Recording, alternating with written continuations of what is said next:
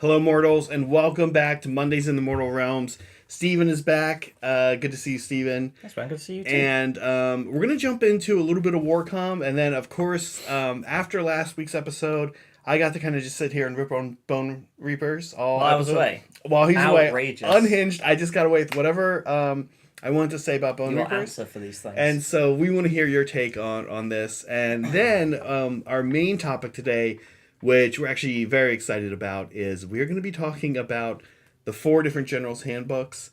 We have opinions on, just looking, we're kind of refreshing. And you were going, oh, that's right. Or you were going, what? What is that? Yeah. Can't believe there's things I've never seen before. I think that's my favorite part. My favorite part are the things where we were like, what? You could do that? Nobody ever did that. I feel like I know why there's a reason why, but I'll get to that when we get to those books. But there's definitely a reason why. I think there's teaser. I think there's one thing that nobody ever did that was really good. Okay. And we're going to get to it early. Okay.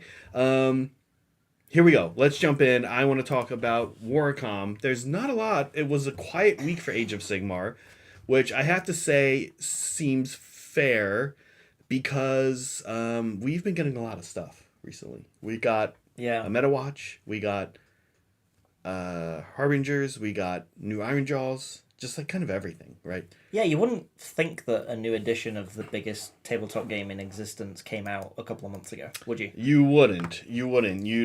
But they are finally starting to show up. It's Marine Week now. It is Marine Week. You're probably a little happy. To all who celebrate. Yeah, to all you're a Marine Week. You're a Marine guy. Yeah, I don't know how often they're gonna see a table. Okay. So about the only new thing that came out is a box of Warcry terrain. This was interesting. None of us saw this coming. I love collecting terrain and making boards. So I have to say that I am pretty happy about this, personally. But it is weird. You and I were like, what is this all about? Because this has not happened yet, right? We haven't previously seen just a random box of Warcry terrain. Yeah, it's odd. They usually, they've had a bit of a cadence, a rhythm for a couple of years now with Warcry, where every so often there'll be a big box set with terrain and a couple of new warbands in it, and then they'll do another one.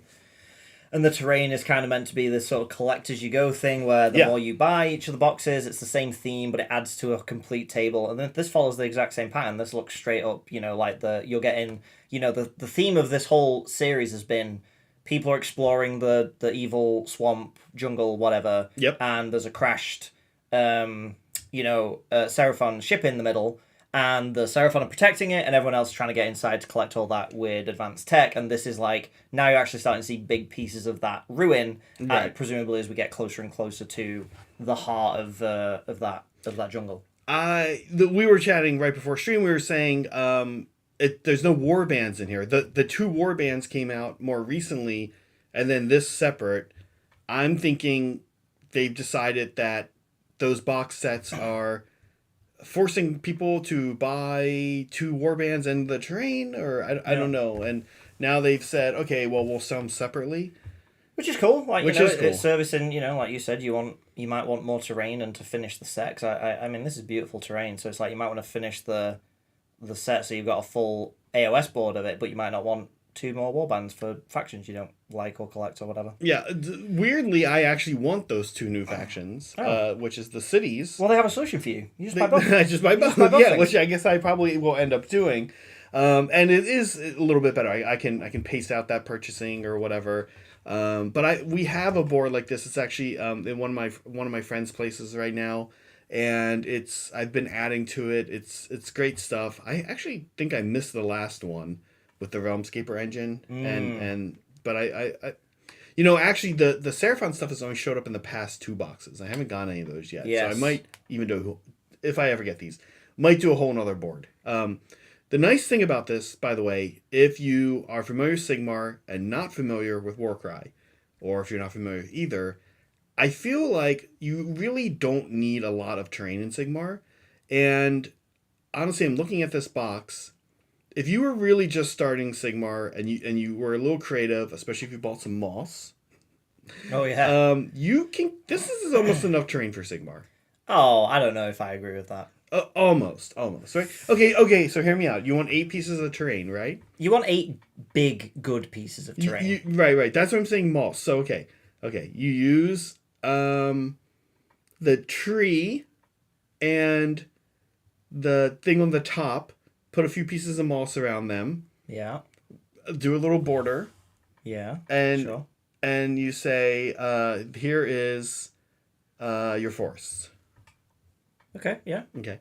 And then you've got what else? You can do cover. The big ruin thing. The big circular. the big serpent rune and the thing on the 2 things on the bottom. You also have little brambles to add to the forest. Yeah. Yeah, I think you can do it. They're not. Listen, it's not gonna be great. You got to get outlines in there too. Yeah, I don't know. I think this box and one other box you can usually for example the first set. Sure. I got the first box, the Warcry box, which came with a load of terrain, and I bought 1 extra ruin set, and I have a very good table coverage for AOS, and that's perfect. But this is way less than that original box had. That first one had. The first one had a lot. Loads of ruins. It had a lot of trees too. Yeah, it had like 3 trees. You also need like a footprint. And you can make footprint. You can make a border of a footprint. And I see Nick bringing up talking about competitive play.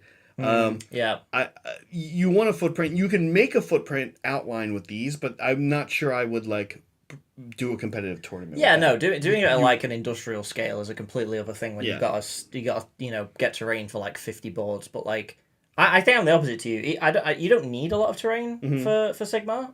I hope that changes. But same. I actually love having loads of terrain on the board just because I think it makes it visually more interesting. Totally. I want my board covered in terrain. Totally. I just love it. I think it makes the whole thing more cinematic. Same, totally. I even right now I'm working on the board for the mausoleum board up here.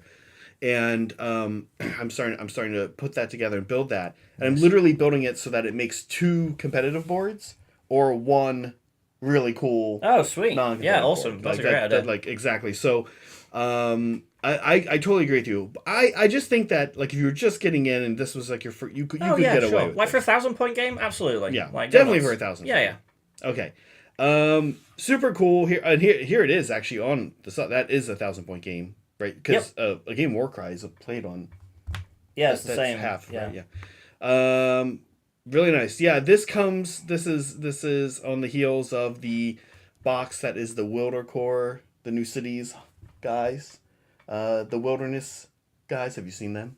They're like they got like crossbows and they're like Wait, the Warband, you mean? Yeah. The Warband. Yeah, we talked about them at some point. They look super cool. Yeah, they're a awesome. couple dogs. And their rules actually look pretty good in the book too. Okay. Oh, nice. Okay. I think they're a little overpriced, but they look good. And then the Flesh Eater Quartz. Yes. There. Yeah. Exciting. Okay, cool. Yeah, very cool. So, Steven, let's move on. But before we get to our big topic, okay, what's your take on the changes that have happened? Well, not just to Bone Reapers, but to everybody. Yeah, how are you feeling about the changes? I mean, it was annoying opening up my app and my armies not being legal anymore. That was not fun. I was like, I have to think about these again, and because I was really happy with my list, so I was like, great, I don't have to think about these, and then, I guess Matt heard your cries of anguish from across the ocean and was like, okay, I guess I got to do something about this, or this guy's gonna haunt me, so I guess I'll make changes. But no, I haven't played a game. Admittedly, I'll be honest, I haven't played a game since those changes went into effect, so it's hard to know just looking at numbers. But I think, purely speaking, Bone Reapers. Mm-hmm. I think the reductions and the increases make sense. You think more or less? It's just you did get a lot of changes actually. Yeah, there were a fair few. Kakarot's going back up to 500. I'm like, I just now that he is better in combat and you can activate him to be better in combat way more efficiently and more frequently, and he is very good in combat. And he does bring a lot of buffs. But 500 points without any magic is like That is a huge cost. Do you see, compared to Marathi, right? She's 700. Do you see, and you can't really do well competitively without Marathi as a Daughters player. Sure. That I'm sure somebody out there is doing okay without that. Yeah. We're not There's seeing bills. it. We're There's not bills. seeing it. But can you? Is that his role? Is he a requirement? No. in Bone Reapers now, I or- mean, the difference between the Daughters and the Bone Reapers is like we've talked about before. The Bone Reapers, just scroll for scroll, are very good. Yeah. Like their rules are good, their stats are good, their wounds, their armor saves, great. So they don't like. Whereas I think Daughters are like, they rely on the synergies and the buffs. Otherwise, they don't really do a lot. Like if you're not overlapping all that stuff, you don't do anything. They're fragile, and here's a model that can't die. Yeah. For 2 straight turns. Yeah, really, so I don't think it's anywhere near as close as like how much Marathi is a linchpin of her book. Okay. So I think you can absolutely there's loads of you can definitely run lists without Catacross, and I think you probably will see it now because I think 500 it's like, even though I know the increase is only like 40, 50 points or whatever, Bone Reapers are so expensive that amount of points makes a huge That drops difference. a unit. Yeah, Yeah, exactly. This happens yeah. with ogres as well. You raise 1 unit 10 points, and you're like, oh, Yeah, I have to change my whole list now. yeah, and that looking at the They list, know what they're doing. Matt Yeah. Rose knows what he's doing. he does know what he's doing. He's making me sad is what he's doing, Yeah. and he knows that. It's like a little knife. He's like, ooh, what a Yeah. Catacross. Oh, you wouldn't be able to take a bat. Oh, you wouldn't be able to have enough battle line if I did this. I think perfect. I think the issue is, I think there's a little bit of like what happened to Slanesh where there's some paying for the sins of the past happening with Bone Reapers right now. Yeah. Because they released the book, it was obviously really, really powerful. Yeah. And then they absolutely nuked from orbit the Gothisar Harvester. Like, I can't even understate how dramatic those nerfs were. It wasn't 1 nerf or 2 nerfs. It was 4 nerfs He's go. gonna be under 100 points Oh, by the yeah. end of by the He end of should this just come edition. free with a unit of Mortek Guard. Because they destroyed him. This unit may include a Gothisar Harvester. As a See this- freebie. Yeah, it's their mascot. Change the text to But now that they've dropped the Mortek points and they dropped the Harvester's points, Mm-hmm. I think, again, like, they saw everyone pivot to constructs. Everyone was running the Stalkers and the Mortison Guard because that's where the power was. Okay. So now they're like, right, well, I guess we don't want to nerf them again because then all we've done is nerf every unit in the book. Right. So they were like, I guess we'll go after the heroes. Yeah. But you stack all these things on top, and I don't know. I think OBR is still going to be competitive? Yeah, probably. Yeah. They've got enough good stuff going on, but I think the list we saw a few weeks ago, are probably going to be quite different to the list we'll see in a couple of weeks' time. Do you think that OBR, okay. Do you think that Soulblight got hit just right, too hard? Last week we had Meg on. I know Meg's watching, so I will say, because I know she's watching, that they absolutely hit the sweet spot with Soulblight. Okay.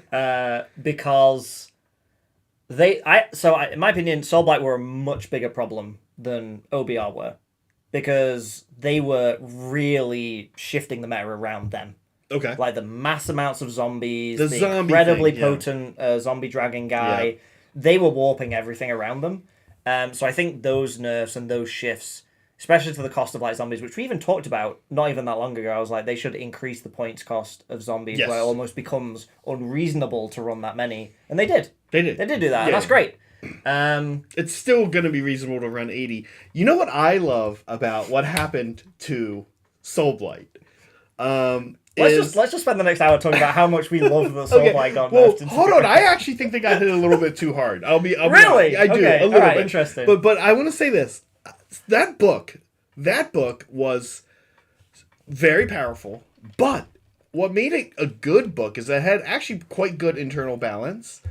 And I sort of wish that they hadn't messed with it too much this last time. Or, by contrast, maybe I'm glad that they did.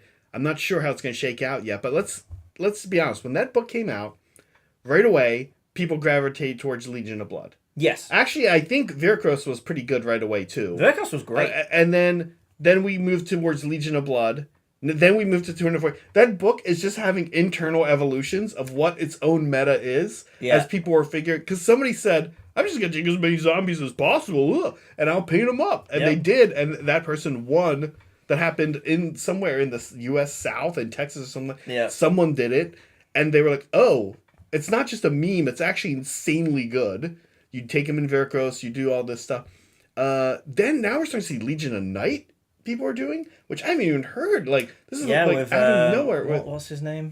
Manfred. Manfred. He's Yeah. always been great. He was great in the last book, because this book's basically a 2.0 of that book. He's, but, like, he's yes, awesome. yeah. He's always weird and good in a cute way. He's never like Well, I don't know about cute. He is annoying. annoying. You cannot annoying. pin him down. Right. But he yeah. So that book is just having like everyone's just like funneling from one amazing part of that book to another. I don't know that's going to get there. I brought this up last week, but honestly, at Old Town Throwdown a month ago, we saw a friend of ours, Nick Garcia, run Avangori with all. I remember you talking about and that. I mean, like he did well, and it is scary. Like it's all these zombie dragons and the what do they call them? Dude?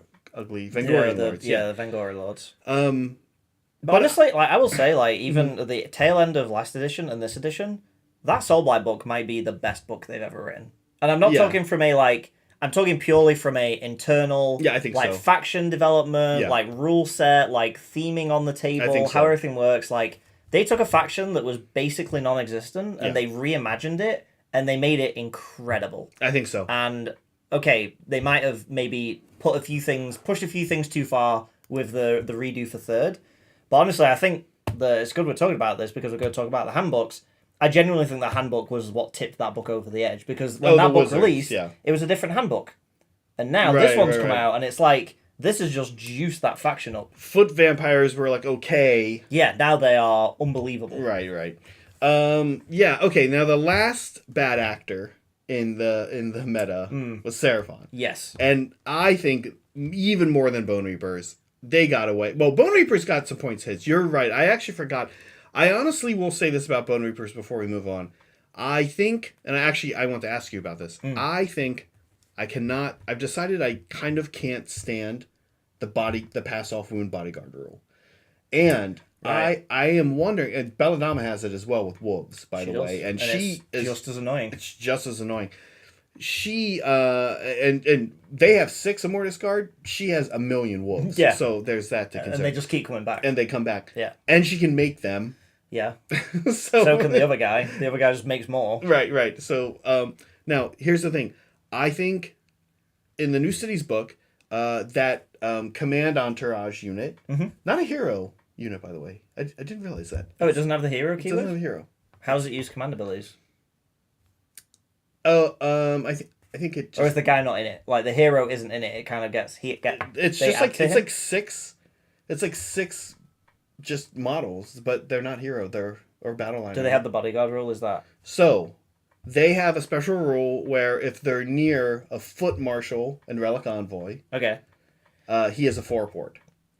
Oh, okay. How does that, like, how do you feel that would be? For me, instinctively, I'm kind of like, I sort of like this rule better than the existing bodyguard rule. What I like about the existing bodyguard rule is it actually works thematically on the table.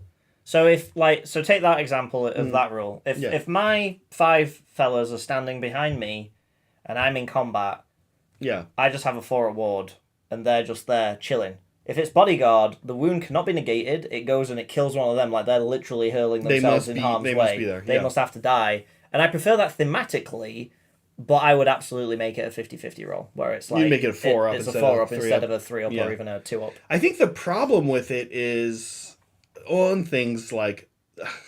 If it was condensed to things like... Almost like this. Like this unit, actually, if these 2 units... The Relic Marshal, the Marshal with Relic Envoy, not scary in combat, and the 6 guys who actually are really good buffing units that you really don't want to be killing off. There's the Gargoylian, who sadly is always going to be the first to go. Yeah. And then there's the Knight, who has no buffs, he just has a good stat line. Yeah. The existing bodyguard rule would almost be okay with on a unit like that. It's when it's on insanely tanky things, like a Mortis Guard, or 40 Wolves. That's like where it becomes the existing bodyguard rule. I almost would rather have the 4 board, because then like I know that if I can get 16 attacks into Belladama, she's gonna die. Yeah, it's interesting because you know, it's an interesting battlefield role that units can have that makes them distinct from other things. So it gives a bit of variance and a bit of like interesting building. But like some stuff you just have to protect. Yeah, Like no, some true. units, some armies are so like linchpin on certain units living that if you could just find ways to get rid of them, that it would make the army It reminds me then more of like how War Machine used to play, where it's like if you can kill the caster, that's it. You can just ignore everything else. Yeah, yesterday I played a game. Teams, our friend Andrew is taking Stormcast down. Oh, and I was reminded he wants to go 0-5, does he? No, or is he taking dragons? He's not. He's taking this list you and I kind of liked in the past, which has got the 4 concussors. Oh yeah, and you know what their points have dropped quite a bit. It's got 2 units of Vanguard Raptors. Sure, yeah, and classic. 2 units of Ether Wings, and those Vanguard Raptors I forgot. Like, I forgot that they literally defined the meta for like a year. I didn't. We were playing. I literally said that to Andrew. I was like, these guys ruined the meta for like. Yeah, they were like public enemy #1. But I forgot. Like, honestly, yeah, I'm trying to imagine Catacross without a Morris Guard against that list. Like, they're going to do. The stupid thing is, Catacross doesn't need the Morris Guard. I don't even use them for him. I use them for the Bone Shaper. He doesn't care. But those things will do work on him. Yeah, sure, but they're not killing him. By turn 3, they could. No, because even if he stood near a unit, he still gets -1 to hit him. So it's negating, like, you're going to have to spend some serious resources to get it up there. Okay. And then he's also got a 2-up armor save, so it's like, okay, you'll get some through and some mortal wounds through, but, you know. You'll get him down. They'd get him can't down. Remember, you can't do the double shoot anymore. That used to be the killer. You can. Only on 1 unit. Only on 1 unit. And only once. And only once. Yeah, you're right. And the guy who gives it them has to be with them, so you can't do any. They teleport in range. Right. Do the double shoot thing. You have to get it from a hero. So. But you're right. You have to be able to protect things. There's scary stuff out there. Anyway, I mean, I would absolutely, because Catacross has his boys on his base and he's more of a diorama. I would absolutely work in a rule where he doesn't benefit from any other things. So like he doesn't benefit from bodyguards. No, I would be like he has his bodyguards with him. That's the whole point. He That's brings his entourage with him. So like he shouldn't.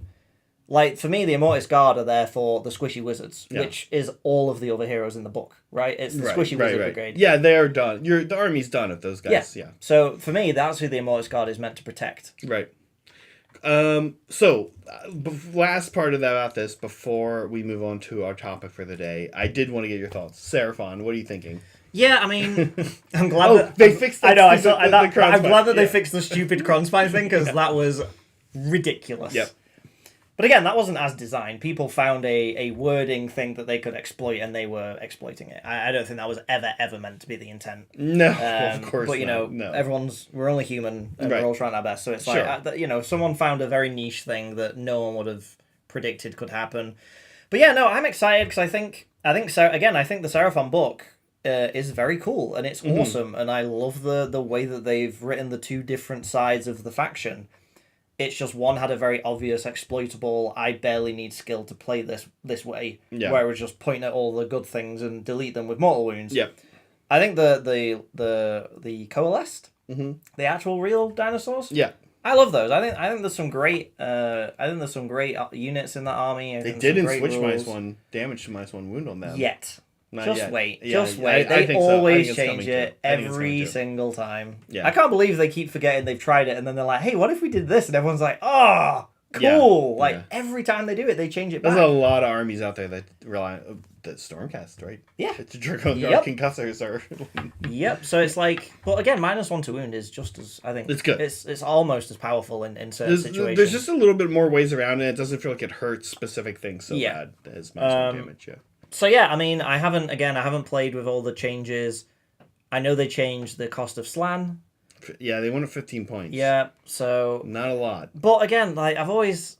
Even though, I mean, I ran this on stream when that book first came out. I ran the Croak and the Slan, but for me, there's always a bit of, like, cognitive dissonance with running an army like that. Because I'm like, okay, he is literally the most precious thing to this entire race. Like, he is older than time itself, and these things, there's about 10 of them left in existence. Yeah. And these 2 are just hanging out on the same battlefield. Like, yeah, that's cool. I know. And it kind of, like, For me, there should be like Slans should be absolutely the undisputed masters of Magic. You shouldn't, if you're on a board, unless you're like Techless, you should be outgunned by a Slan any day of the week. Yeah. But they should be like, you can only have one.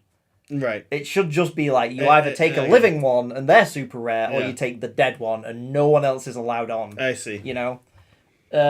Just because, I don't know, it just, for me, it breaks the theming a little bit and like the whole sort of narrative of it all. It's hard. Points changes aren't going to fix them, in my opinion, because it's hard to feel like you've just spent, combined together, there's 600 to 700 points, I think, something like that. And then you give them their bodyguards, by the way. And then it's hard to feel like you don't have that same daughters feel where you're like, oh, now I really am only building with 1,300 points because you're going to summon things in. Yeah. And I love that they're basically good guy demons. I really like that they just get to summon more lizards. So I'm hoping and expecting a little more Seraphon changes coming in the pipeline. I think there's, again, I think the problem is, and I feel bad for the team, because I genuinely think that all the books they've released since what was the first double pair they did back at the beginning of last year? It was Gitz and Beastman? When they released 2 books at the same time? Yeah, I think those. Well, forever it was Daughters and Nighthaunt. No, but like I think from that point on was when it was like that January or February. There was the one start where of those releases. Gets it start to go off the. They've all been good. Yeah, they've all been really good books, and I think that the unfortunate thing with both OBR, Soulbright, and Seraphon is this. I think this handbook, which has clearly been developed like in parallel, a separate thing. I think if you took Seraphon and we went back a handbook or two, I don't think they'd be as dominant as they are now. I think the magic fusing stuff in here is what is just pushing everyone like maybe over the top a little bit. And Seraphon are insane at magic. Like they're ridiculous. Saying, so. Yeah. Okay, ready? Speaking of other handbooks. All right, I'm ready. Here we go. Back in 2021, here's our format. We're gonna give you guys a refresher on what you missed. Low down memory lane. Because I was going, oh right, and then Steven came in and was like, oh right. Okay, so we're focused on monsters. Remember the transformation spell that let a wizard turn into a monster? Yep, that was cute. Kind of got used sometimes. It was pretty fun. It was cool on foot ogres because then they could do mortals on the charge on a 4. Yep. Back in that book. Yep. Command for top bracket monsters. Oh my gosh, I was looking through the grand strategies. Oh, they were like a joke. They were like, have one of your wizards alive, have one of your priests alive, have a battle line unit alive. They were so easy. So I remember when this book came out, and I remember saying to my friend Brad, who I played with a lot during like the pandemic. I still play a lot. Come back to that. But yeah, I remember saying to him, these are going to get harder. Yeah. Dramatically harder. As the books came out, we were like, no one will ever do any of these ones in the book because these are really hard. Yeah. And we kept being like, what's going to happen? Okay. Yeah, that was definitely the training wheel General's Handbook of like, okay, this is a new format. We're going to get everyone used to it. Enjoy your free tactics. There are a lot of bonus points. You got bonus points if you did things with monsters. Instead of 2, you get a third one if you did with a monster. Mm-hmm. You got bonus points. You got a point if you killed a monster. Yep. Remember prime objectives? Yes. Prime objectives matter. We'll get to it in a second. Battle plans, you were saying, a lot of bad battle plans. A lot of goofy ones. Yeah, goofy. I wouldn't say bad. I would just say goofy. Kind of goofy. Because I think, there was like 6 that were very playable and pretty okay. And then there were just 6 that they felt a little... just a bit unhinged and a bit chaotic. Like you would never want to play them at like a tournament because the variance just would make it. You could just lose the game on a dice roll. The Vice was cool though. It was the one where they started in the corners and moved in. Oh, the Vice was awesome. Yeah, the Vice was great. Amazing. Yes, that was super fun. Okay, we all shared a laugh when we forgot to remove an objective at the start of round 3, and that was a rule, and that's why we had prime objectives because prime objectives were ones you could not remove. Yep. Or I don't think Gargants were allowed to kick them. I think they were at first, and then they changed it. Okay. Yeah. Because I think you could. Hold hands and run. Hold hands and run was a thing. Yeah, that was so good. Do you remember that? Yeah, I do. And then I just had this side here, and you're from England, so maybe you can answer. Marking territory. Yeah. Do you guys not have cats and dogs in England, or stray cats and dogs? Is marking But territory? you can. There's other ways to mark territory. It's not just that animals do it. But we're all human. Like you said, we're all humans here. We are all humans here. Yeah. You see a Stonehorn and you're playing marking territory. You know what that. Oh yeah, no, you of course you're imagining what he's doing. Yeah, which is horrifying. Which is horrible. It's like a fire hose. Yeah, for sure. Okay. Terrifying. So that's Gur. That's 2021 Gur. Steven, your thoughts? We're gonna rank these at the end. So don't spoil. I won't. I will try not to. We might spoil. I could see me spoiling after telling you not to. What are your thoughts on 2021 Gur? Yeah, I loved it. Yeah, I loved it. I thought it was really good. I liked the because I think 40k had these first.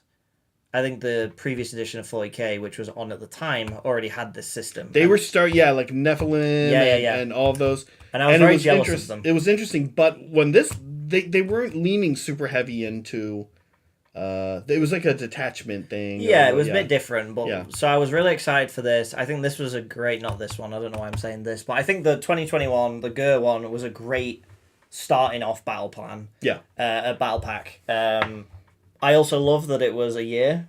It was a year. And I will bring that up as we go on because that was a big determining factor in my rankings. For everybody, I'm sure. Because, I think the only criticism I have of the first General's Handbook was that it was a bit have-nots. They hadn't really figured out, okay, this is all monsters all the time. Mm-hmm. What do we give you if you're not monsters? If you're a Night Haunt. Yeah, exactly. If you're a Night Haunt. Oh, here, take a scrunch bite. Yeah. And that right. That was the one bad thing of it. I think it really felt bad if you didn't have monsters that were good that you would want to run. And so you would see a lot of people trying to shoehorn a monster in, and maybe it didn't work, or it kind of broke a theme a little bit. Because, a lot of people, they like building their army and it having a theme and being cohesive. So having to I'm this really cool thing and this is my story, and then also there's a random monster that we have to bring with us, otherwise we can't do anything. I mean, Stormcast, who came out with this, a new box, they barely even had monsters. They had to introduce Andrasta to be like, well, we don't really... I mean, of course they have the Star Drake. They do have monsters. Well, but this was also when they introduced the Drake Cavalry, which then skewed everything terribly. And weren't even monsters, or... They were monsters. The Storm Drake Guard. Yeah, the Storm Drake Guard. The flying ones. Yes. Yeah. Yes, you're right. They came out... And they got a nerf before their models came out. Yeah. And then the models were late. Yeah, it was a good... This is when I started playing Sigmar. What's this? Right, So this is my introduction. And I played Beastclaw Raiders. That was my first army. So it felt really cool. I was like, oh, I've got this big monster army. I'm running around. I'm smashing things. And this world is telling me I should be doing that. So it felt good. I have fond memories of this. Yeah, it was great. It was great. Popular. Okay. So that's... I think the only bad thing about that book was that there wasn't a lot of events going on because of COVID. And so it wasn't... I think a lot of people liked it, but it didn't see a lot of huge play. What are we on now? I think there's been more games played this year already of Sigmar than there have, the last 2 years combined or something.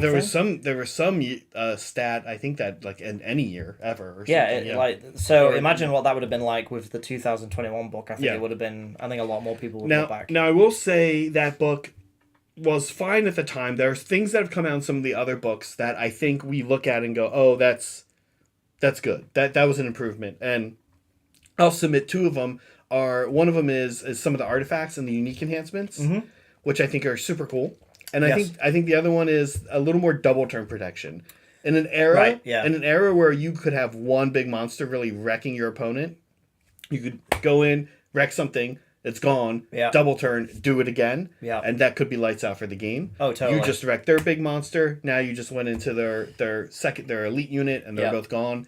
No double turn protection at all in that book. No, I mean, it's telling that the two armies that were top tables during the reign of this 2021 book were Gargants and Stormcast Dragons. Yeah, that was it. If you were top 10 tables, you were playing some form of Stormcast Dragons or some sort of Gargant army, because again, monsters were just, they had so many of them, they were good. And a double turn there was no crap back on a double turn. You would get wrecked. It was rough. Okay. Moving forward in time. Yeah. We go to the controversial Galette. Yes. We had a focus on little guys, little units. Uh-huh. This is, I said earlier, something that was good, but nobody used. Gaze of Gur. Do you remember Gaze of Gur? You had to explain it to me. Gaze of Gur was a spell. Casting value, I believe, 6. Actually, here. Oh wait, no, this wasn't what you explained to me, was it? There was something else that was. I was like, Oh, I was explaining to you the things people never use. Yeah, the things we'd never used. Okay, hold on. Gaze of Gur. That we just talked about this one. Here we go. Gaze of Gur. Casting value of 7, range of 12. Half the number of for contesting an objective an enemy unit. This is actually pretty good. This was clutch, yeah. Once or twice, I used it successfully. I was playing Daughters at this point. Once or twice, used it successfully. Once or twice, forgot to use it and was like, oh, oops.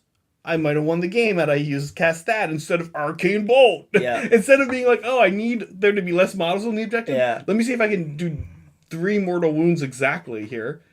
Yeah. I could have just cast this spell. This is the Bounty Hunters one, right? This was yeah. I think the reason not many people use that spell is because it was easier to just kill them. Well, no, but yeah, I mean, it was just ironic that this book kind of was like, yeah, hordes are going to be cool, and then actually hordes were not cool because they got murdered real easy by everything else. So everyone, ironically, the book that was meant to be about the little guys ended up not really being about little guys. It being about how to kill little guys. Yeah. By the way, I do want to thank both Jules, the End of Empires, who recently became a member. Thank you, Jules, by the way. Jules. And has now gifted a membership, passing it forward. Carl, hope you enjoy. And also Soups, big supporter of the show. And Thanks, Brent, hope you enjoy. Okay, Expert Conquerors was cool. And Expert Conquerors were so cool. Oh, yeah. But it was really overshadowed by Bounty Hunters. Yes. Grand Strategy started to get a little harder. And Battle Tactics start to get... This was actually... I will say this about Galette. I think Galette had the best balance of Battle Tactics. I know... Overall, we're going to spoil here for a second. Overall, Steven and I both ranked both Galettes not as high as to the current Anchor. Yeah. Right. Galette seemed not great compared to what came before and is what has come after. It's the sad middle child of yeah, they were. It was, they were this experimental phase. They were trying out some things. But the battle tactics I felt were actually kind of balanced because we said battle tactics were almost too easy and grand strats were almost too easy in the first one. Now they're so hard. Yeah, I would like some of the battle tactics from Galette. Yeah, I think what made them good was that they were all centered around the thing that, in my opinion, every AOS army should have, which is units of infantry. And I think that focus was really good because it always meant more times than not, unless you were doing a weird skew list, you had ways of doing your objectives because you had units on the board. And that is kind of what you want. As a reminder, if you're curious, battle tactics, why does Zach think they're so good? Gaining momentum. Love it. Kill a unit, control more objectives. Yeah. Eye for an eye. Great. Super easy to do, but also you had to wait for it, right? Yeah. Desecrate their lands was great. Yeah. This one's mine was maybe one of the more niche ones, but lots of us had generals that could do that. Yep. These are all really good against no odds was against your joke. No odds, yeah. Which is that was a good turn one. Barge through enemy lines, like these were all like doable, but you often were in a good gritty game, you're looking and you're like, oh, I already did that one. Oh, I already did barge through enemy lines. I'm really gonna need a 6 to get that unit over there. Decorate their lands. Yeah. Desecrate their lands is not the greatest title either as far as conjuring up imagery, that's for sure. So that's true. We all forgot the name of Proving Ground, remember that? Oh yeah. Remember Proving Ground? We really did. Proving Ground was you picked and only Galatian champs could contest it. And I definitely remember this feeling where you'd suddenly remember when you needed it. Like turn 4, like a GT, you'd be like, oh wait, that's a Proving Ground. And your opponent was like, okay. Yeah. Because you hadn't been playing with it all game. It's one of those things of like, they definitely were reaching the point of like things to track and stuff to keep. I think the galley books between them are the two worst offenders for that, where some like specific battle plans would have really complicated like micro rules that you had to constantly figure out. I have a joke here on that. And the last one I said, but before I said 18 months later and we still don't understand overwhelming assault or why we'd ever use it. I brought up overwhelming assault to you, Steve. Yeah, and you were like, what? I literally was like, I've never heard about this before, and I played the hell out of this book. So I'm like, what? I'll read it. Here we go. It is a realm command. You can use it at the end of your charge phase. This is great.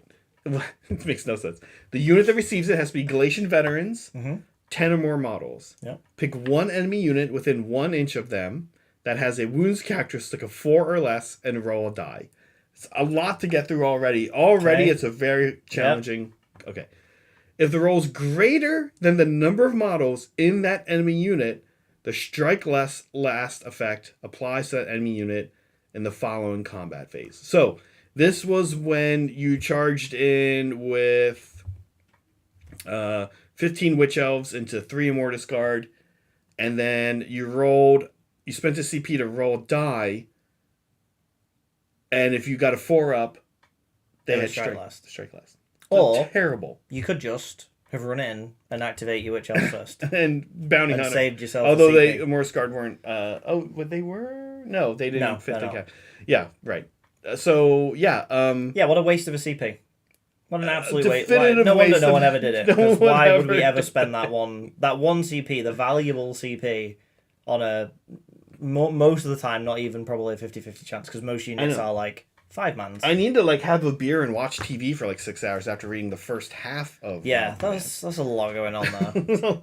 After you read it, I was like, oh yeah, of course no one used this. Why would we use this? So many better things to spend, all-out attack. I'll just spend all-out attack. Let's just have that. Remember also, idle units. I had 2 games in competitive settings, both flipping my way, where at the end of the game, one time I brought it up, and one time my opponent actually brought it up. At the end of the game, both times, both opponents were really cool about it. We were like, oh, wait. We forgot all of our idle units and who killed who. At the time, in both of those events, I was using 10 bow snakes. And 10 bow snakes were just snipe idle units all game long. Yep. And my bow snakes were idle unit, and it was like, oh, I actually have 3 more points, and now I won.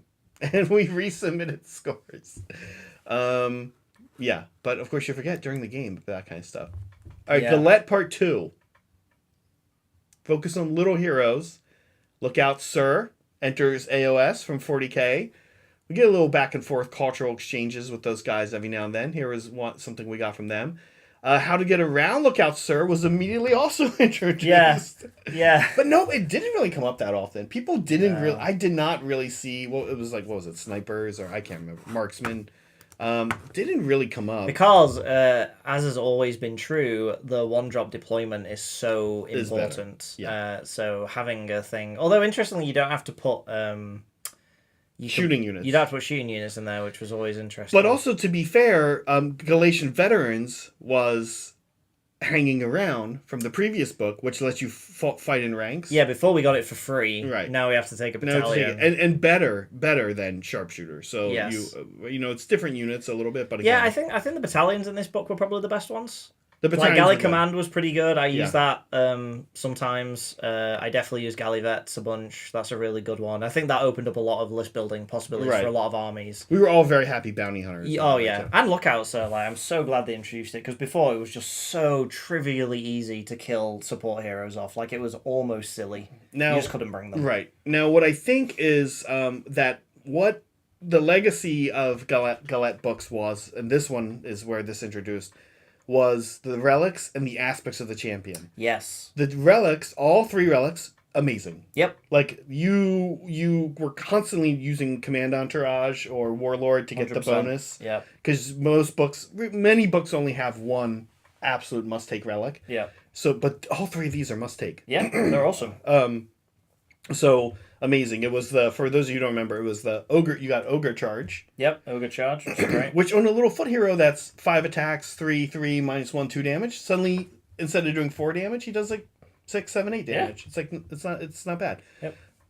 Redeploy, or Deep Strike, Night Flare Cloak. This is in a mission that needs little foot characters for battle tactics and places. Yep. And then the 5-up board, which had just been moved. Remember? Yes, they changed it to a 6. They changed it to a 6, otherwise. And then the enhancements were insane. Tunnel Master. Oh my god, Tunnel Master. All of them are good. They're all so good. But Tunnel Master specifically was the biggest, everyone had someone in their army with a Tunnel Master, because it was so good for just sniping an objective at the very end of a game or getting a character in a position. So good. When you hear, in my opinion, the worst 2, you're like, those are amazing. I think Fueled by Gross Rage was one of the worst ones. Yep. Which was you die and then get back up on a 3+. Which is amazing. With D3 wounds. Yep. It's only not good because it's a die roll. Yeah. And then Leadership of the Alpha, which is once per battle, issue all out attack, rally, or all out defense, or redeploy, right? To 3 units instead of 1. Yep. For 1 CP. Also amazing. Amazing. Those are the worst 2. I actually think Stubborn as a Rhinox was amazing. I loved it on my Blood Pelt Hunter. Yes. To make him count as 10 on an objective. Yes. Crazy to put that on a Littlefoot hero. Yep. Because you just walk up, you'd have, your Soul Blight. You've got 10 skeletons, and behind them there's a Necromancer. Like, yeah, someone can kill 10 skeletons, but they better have a lot of bodies, right? I used to use Tunnelmaster. I used to use both of those in my Gloomspite army, because I would have a little shaman with who counts as 10 objectives, which the army struggled with bodies, so he was always a bit of a gotcha. Yeah. And then I would Tunnelmaster to foot of Gorka unit over the board, and then teleport him. He would Tunnelmaster behind them, so they can reroll their charge to try and get those 9-inch charges. Amazing stuff. And that's the other thing. You're missing, a lot of armies don't have more than one way to teleport. Yeah. That's very rare. And this let these champions go somewhere with somebody else. Yep. Which was cool. I was sort of using it to deep strike a Stormcast hero down where he needs to be, and then he tunnels somewhere else where he needs to be later. Yeah. It's amazing. Super cool. 2 teleports. The other cool thing they did is Galette Part 1 had some funky missions. Galette Part 2, they were like, let's keep 6 missions, half of them. And they kept basically the 6 best ones. Yeah. And replaced them with 6 new ones. Of those 6 new, I think it was kind of a mixed bag of whether they were good or not. But I think it increased the ratio of missions that you would see being, when I say good, I mean playable and match play. Yeah, I think I played at a all, tournament. I think I played all the missions I think so at too. events at some point. I think there was I think there was one that everyone typically avoided. I can't remember which one it is. It's now, the one there's one where everyone was like, no. They only recently, I think this last book, got rid of the table quarter sudden death one. Yes. Yeah. Yeah. Okay. Now if you thought I can't remember what it was called. We don't even use it. If you thought Overwhelming Assault was bad, No Retreat, No Surrender was amazing. I literally thought you were joking. I've never heard of this before in my entire life. Okay. You can use another realm command. Okay. Another point. Another CP down the drain. Here we go. Use it at the start of the combat phase. Again, lots of conditions. The unit that receives the command must be a friendly unit that's not a hero or a monster and did not charge. And that is within 3 inches of an enemy unit. So, ongoing combat, right? That unit cannot make pylon moves in that phase. So far, great. Right? Yeah, sure. So great. Okay. I can no longer make pylon moves. 1 CP did not make pylon moves. Yeah. But +1 attacks on your melee weapons. That's it. Oh, not on mounts. One of the few places that's called out. No mounts. No mounts. I mean, just I don't know. Maybe we're just bad at this game, because I don't think I've ever used that in any game. You and I played. We got beat by people. I mean, I got beat by people in SoCal that are some of the best players in the world. Never had this used on me. No, never have I. Never seen this used. I'll be honest, it's not friendly unit that's not a hero. Oh, I was gonna say it'd be great on Big Marathi, but she's a monster. Yeah. And a hero. Who would I use this on? Mornfangs? This is the thing. There's just not a lot of But I usually want to pile in with heroes, Mornfangs. Oh, Stonehorn's a monster. Stonehorn's a monster. Yeah. Okay, yeah. If I had 3 Mornfangs all touching. You also have to use it at the start of the combat phase, which means your opponent can pile in away from things. Like an opponent of mine could pile in away from, so that less Mornfangs are touching. You can't move away. I think this book was before they did the tweaks to pylons and stuff like that. Okay. Where it was individual models, still not units. Okay. Anyway. I've literally never had it used against me, and I've never used it, so... Yeah. Yeah, sorry whoever wrote that rule. No, we never used it. The last thing we never really used was what I think Galette was supposed to be all about, which was they wanted this thing where and I have this here. It says, we all tried out that first 4 attack, 3 hit on 3, wound on 3, rend 1, 2 damage foot character. We're like, great, he's going to attack in the hero phase, and then his little entourage is going to attack with him. Yeah. And by mid-July, late July, we were all back to just like, let's just figure out how to do the most damage and kill each other. Yeah. Yeah, no one was doing those anymore. Love the idea. Love the idea Let's of just heroes. get a 1-drop. Yep. No, love the idea of heroes being useful in combat, but turns out none of them are, so I guess we're just not doing that anymore. That's not going to work. I tried it though. I remember I built a list around this. I had the deep strike in Stormcast with the Grand Hammers. I was like, this is the rule for these boys. I bought and painted 6 Praetors for this reason for Stormcast. Yeah. I had Saray paint, but like, okay. And it is still cool, and Praetors are okay. So it's like it's okay. Yeah. So it just seemed way more economical to put 6 Annihilators together and just have them delete anything that they want. I think the first time I went to do it with daughters, I was like, oh, I don't want my High Gladiatrix right there. I don't want her. Then they can hit her back. Yeah, I don't want my High Gladiatrix getting killed. Like, no, I'm not doing this. They're like, wait, so if I kill her, their wound roll and Rend goes down by 1? Yes, that's true, yes. If you kill this naked 5 wound hero, my entire unit loses all of its combat potency. Or she's gonna attack you 6 times with a 1 damage weapon right now. Yeah. No, and I love the intent of this one. It was cool. But yeah, there's just when you flick through any book, you're just like, where are the combat foot heroes? Like, the Light of Eltharion is the only one. And the Slanesh guy. Some ogres. Even then, ogres, like, I've had so many tyrants run in and do no damage, and then I just kill them. Like, the game isn't designed to have choppy heroes. No. For whatever reason. Yeah. Even ones that should be choppy, like a big ogre, or like a big orc. You take a knight, Nighthawk can do it. First of all, they know good characters to do it, but they have a thing that only 1 unit can target them. Oh yeah, sure. If your thing is this is just you can't be killed on the backswing, then that's okay, it. Sure. Still dumb. Okay, last but not least, of course, we have where we're at today. Andtor. I don't really need to go over all this, but there are some highlights here. We all obviously will always remember Hoarfrost and Merciless Blizzard, especially Merciless Blizzard. Yep. I think the big thing that I mentioned here is that the grand strategies and the battle tactics have gotten much more challenging. Yes. The missions are quite good.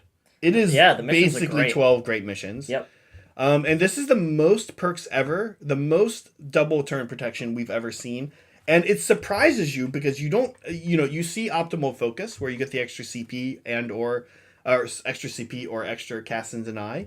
And you think that's it. And that's not much. But it's actually in the missions. Yeah. And the biggest thing it is in the missions is that so many of these missions, you can go up 5 to 4 points on your opponent turn 1 if they make you go first. Yep. And they're fighting for a point. As long as you're doing 5 points a turn, I've actually seen a lot of games go, player 1 is like 5, 4, 4, 4, 4, and player 2 is like all 4s. Yeah. And among 2 good players, that's you're losing a point by going second and trying for the double turn. Yeah. I think Merciless Blizzard is going to be that's going to probably be what sticks with us for a while.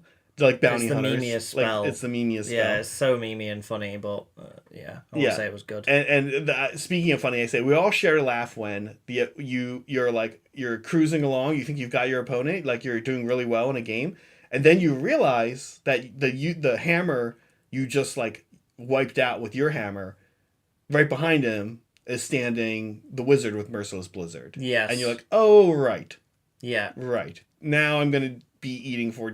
I cannot tell you how many times playing Meg, I've cleared a unit of zombies with all my Stonehorns, and then, oh, right. They're always surrounded by, they're always surrounding a Vampire Lord on foot, who I'm used to having one little cute spell. Now he does 46 mortal wounds. Yeah. Yeah. Yeah. It's good.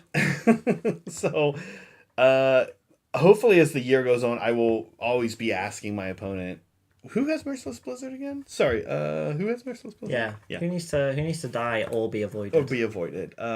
Okay, we did some rankings. Yeah. Yeah, let's chat them. Here we go. Okay, you and I have they're almost the same. We said Galette Season 2, that was the champion one. That was the one where the thing about Galette Season 2 for me though, Stephen, I will say this, is it actually felt like the most pristine version of the game in a way because you didn't really use the rules. Yeah, We okay. didn't really use the rules. Oh, yeah, that's definitely a positive way of looking at that. Yeah. Like, we just didn't use a lot of the unique things. By the way, we didn't mention the spell in season 2, which I always looked at. And I was like, it's not bad. Until I remember that you actually first have to roll 4 plus. So it's the D6 mortal wound one for everybody on an objective, including. I have used that before. Yeah, like it's not bad. my goblins, like It's not bad. like throwing that out. Yeah, I think that makes sense. Season 1 was cool. Bounty Hunters. Listen, I didn't absolutely hate Bounty Hunters. I'll be the first to admit. I put it on my Witch Elves, and I had 2 damage or 3 damage. It made for some interesting new rock, paper, scissors dynamics between units. Like, you just couldn't predict what was going to be good against what because you didn't know what was Bounty Hunters and what wasn't. So that was kind of fun. You liked Gur more than Andtor. I liked Andtor a little more. Talk about your love for Gur. Well, I think Gur's just because it was the first one. It set the standard that all of the books following it, They kind of carried on that trend and they improved upon it, but I feel like it was the groundwork that book did that made all the other books be successful. And it was you'll notice that my top 2 are the 2 ones that lasted a year, and that's because 6-month intervals was gross. Huge plus. Yeah. The game, like, I think, card games have fast rotation cycles. Even then, it's not even that fast, but like the meta evolves very quickly and keeps evolving.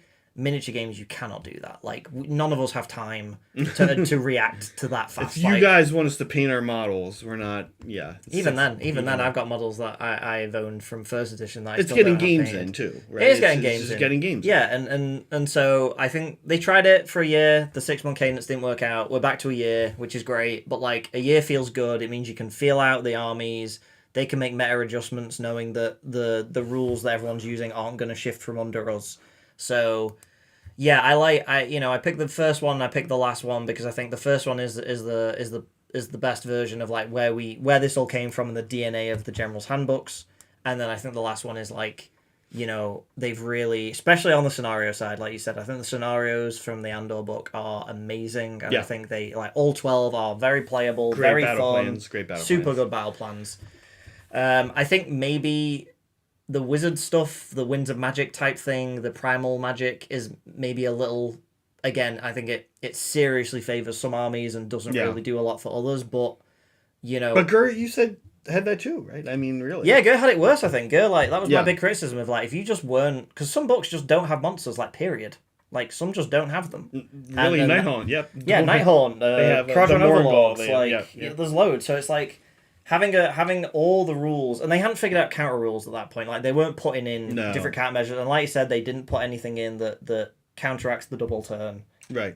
So they would do like if you kill a monster, but if I'm going against Nighthorn or with my Beast Claw Raiders, I was going against Cities of Sigmar with my Beast Claw Raiders.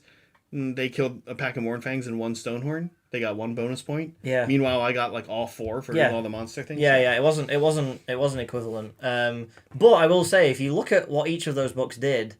And if you think that, okay, these books, they're kind of using them as test grounds for new rules for potentially the next edition, if you took the best bits of all 4 of those books, man, I'm excited for what that edition looks like.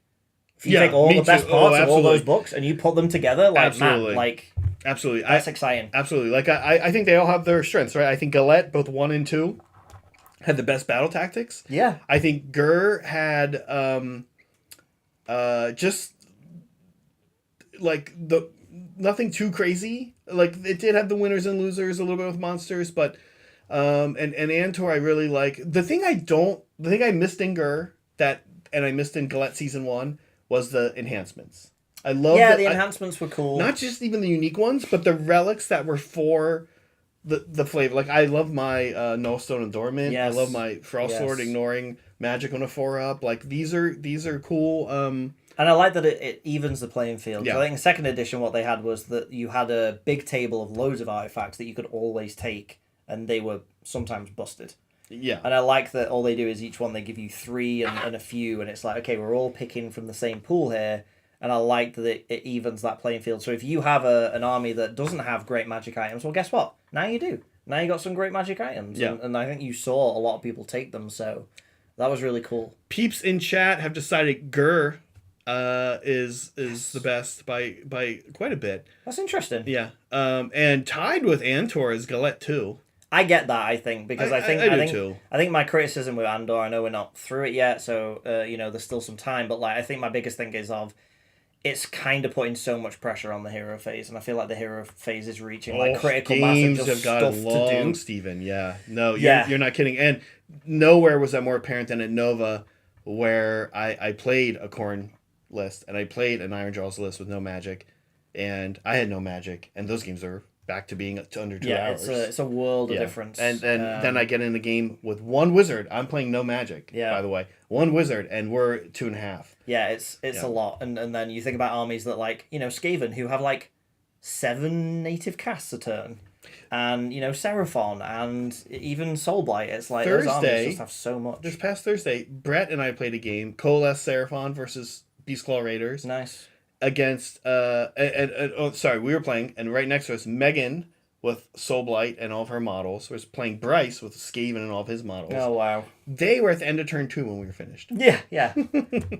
So the moral of the story is play destruction, leave the wizards at home, play destruction armies, even the ones in order. Wizard. Like Brett had a Coalesce Slan and he had a Skink Priest. Or one priest. Bring a wizard or a priest. Yeah. And then everyone else is smashy. And we'll all have a great time playing Age of Sigmar. Let's all just kick each other's heads in. Who needs magic? Yeah. Awesome. Hey, I actually really enjoyed not having a crazy Warcom week. It was interesting to go back and kind of talk. Yeah. I messaged you today. I was like, or last night, I was like, what are we going to talk about tomorrow? Yeah. Awesome. Steve and I have been trying to get a game in. We hope to get one in next week. Yeah, next week. So I'm very excited to play new and unimproved Bone Reapers. I can't for sure say I'm bringing that. That's fine. Don't bring your trolls. Did you pick up Trug? No, I haven't picked up Trug the Trog. Although I did work out. I looked at my list real quick. If I drop Scraggy and one of the shamans, I can just slot him in, just without any so mess. Good though. Yeah, but Trug the Trog. Yeah, I know. Gotta bring the king. I know. It's probably an improvement. Yeah, I think Scraggy. He's so good though. Yeah, but again, I think he's being out magic now. Yes, but before Andor, I think he was absolutely a force of nature. Now I'm like, no, he's pretty easy to stop him. You say that, but then the thing about Skygrot is then you just keep looking at his war scroll and you're like, oh right, he does that. Yeah, 3 CP. Sure. Oh right, he moves the moon. Yeah. Oh right, he is the moon. Yeah. And you're like, oh right, he does all the things. Yeah, but again, it's like Marathi. It's like I don't like what would the army run like just without him in it, and I'm like. I don't know, Trug the Trog brings a load of other things. Yeah, that's true. I don't know, I want to try it. I need to pick up the thing, and then I can try it. Yeah, okay. But, yeah, it's going to be cool to have a new Trog. What do you think the next book is? Harbingers? Yeah, the next one. Because we were like, we kind of got the Destruction one. Is the next one like is it going to be Death? Is it going to be, what's his face? The Mortarch of Hunger, or whatever we're calling him? The Summer King? Yeah. Is it going to be him? Are we going to get the Christmassy, Halloweeny, flesh eater courts? We could I don't know. That's one thing I'd like to chat. The other thing I want to chat is Christmas box predictions. Did we not do that? Am I going mad? I swear we've done that. Not good. If we did, we didn't do it good. Did we we didn't not? do good ones. Oh, no. Okay. All right. No. Well, what do you think about that? Yeah. All right. We're over an hour. Peeps, we're going to go. Nice as always to see you guys. And we'll see you next week. Bye, guys.